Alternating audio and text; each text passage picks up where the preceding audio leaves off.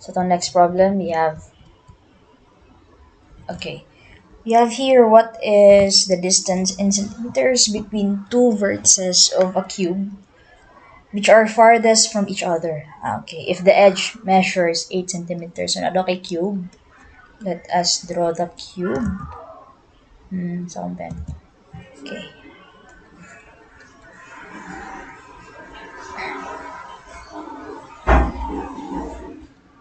Okay, and ang given sa problem is that distance in centimeters between two vertices of a cube which are farthest from each other. So, marag ang diagonal yung ginapangita, no? Yan na. D. And each edge measures 8 centimeters. Alright? Alright, so, unsa pa? Di ba we can get, sige, let's do this. Derive sa nato ha, ang formula for the diagonal. Di ba ine, ine. So, pila ni? Kani.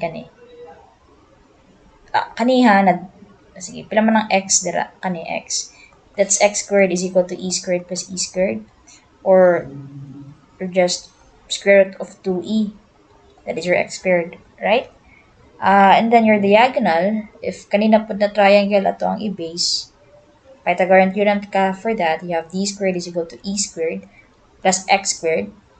So that is just equal to, x squared is what? Square root of 2e. Square root of 2e. Square root of 2e. Wait, x lang ni siya. So, para dili ano confuse kay na e squared x ni mo, so squared pa jud ni siya. Simplifying this one class, mahimo ni siyang e squared plus 2e squared. So if you take the square root of this, d is equal to square root of e squared plus 2e squared is 3e squared, right? Naka-follow lang ba ang tanan? Again ha, recap ta. D squared is equal to 2e squared plus x squared. Your x is square root of 2e. Square root of 2e. Pero naka-square pa mong ni. So, naka-square pa diri. If i-simplify nato ni siya, it becomes 2e squared. So, e squared plus 2e squared, that makes it 3e squared. So, giwala lang nato ang square diri, ay square root na nato. So, we have d is equal to square root of 3e squared, right? Simplify that further, class, we get square root of 3e. Ang e squared, square root pag yun, so e na lang na siya, tanggal lang imong square diri, katong square root niya. So, square root of 3e na lang siya, kuha lang. So, yeah, so how, d is equal to square root of 3, pila si e?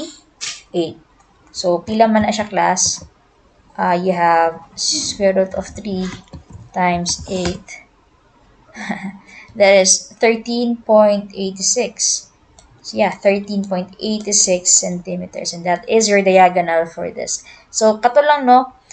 Most likely, siguro, ang lain, ayaw na ninyo i-memorize. Basig manggod na sa inyo, gina-memorize pa ninyo ang formula for the diagonal of a cube or of a rectangular solid. Pero no need for you to do that. Kaya pwede ramang good siya i-derive. Labi na if karon nag-study mo for a college exam setup pa.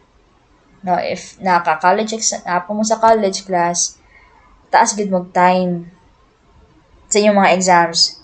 Pero siguro if you're preparing for the board exam, medyo kato siguro okay lang if na-memorize niyo para pas-pas pa siya. Pero walay problema if you know how to derive it, right? Sige. So, kato lang. Next problem na ta. Okay, so next problem we have here, an open box with a square base is to be constructed from a square piece of tin by cutting out a 3-inch square from each corner and folding up the sides. If the box is to hold 48 cubic inches, what must be the length of the side of tin used? So, ano daw? Sige. You can pause the video tapos basahon ninyo ang problem hantod sa mo sink in siya. So, if okay na, sige, mo daw niyang pasabot.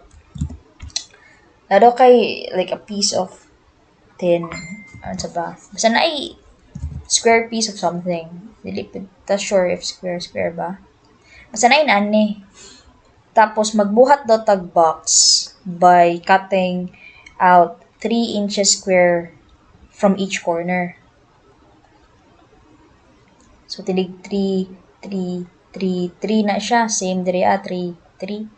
So, after that, if nakat na ninyo ang each corner by a 3-inch square, i-fold up nimo siya, mahimo na siyang box.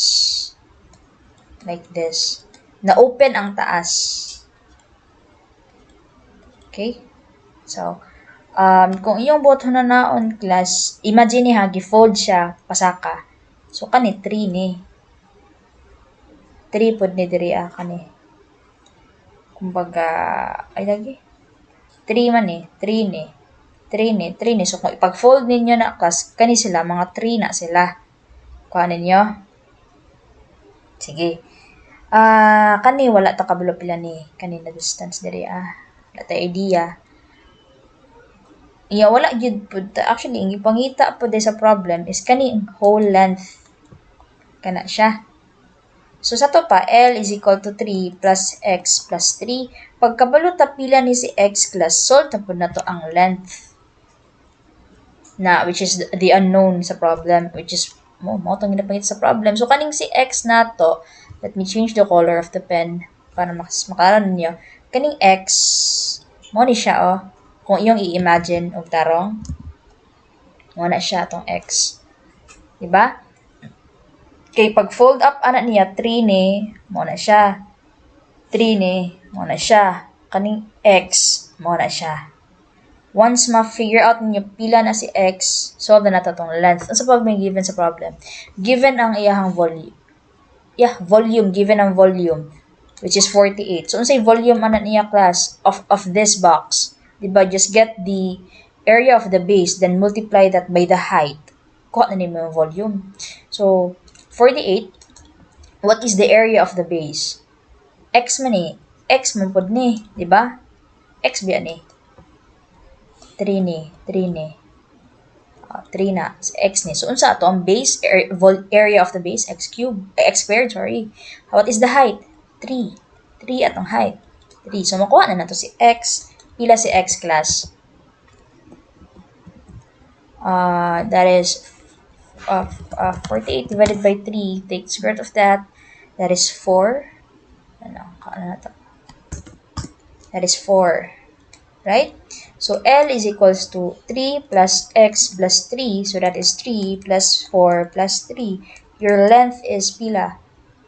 10 inches. And that is it, class. It sounds complicated though, the problem. Kaya medyo taghan siya sentences. Medyo taas siya. Pero dali lang gihapon dyan iyang solution. Iyong tanawon. Okay? Sige. Proceed na ta sa next problem. Right.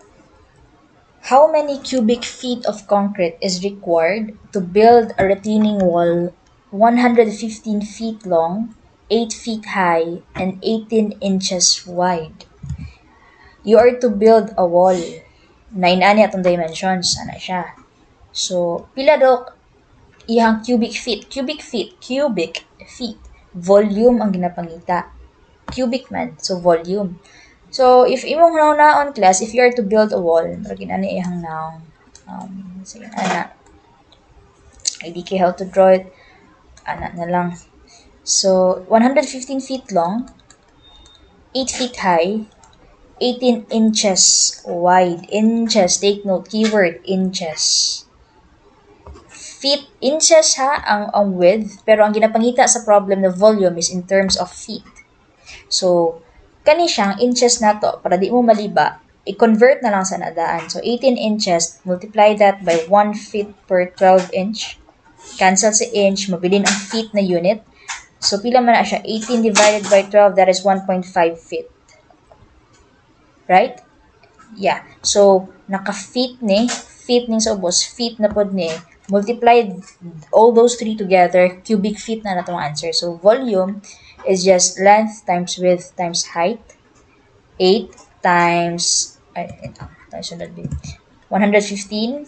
Width is 1.5. Height is 8. Pila na siya class? That is just equal to 1.5 times 8. 1,380. Yeah, volume is 1,380 cubic feet. And that is it for this problem. Easy lang siya, no? Easy lang kayo siya na problem class, length times width times height. Kaso lang, if dili mo mindful, basig, wala ninyo gi-convert ang inches to feet. Mao lang gito siguro inyong mamali. Okay, so be mindful of the units good always. Alright. Sige, so proceed to the next problem.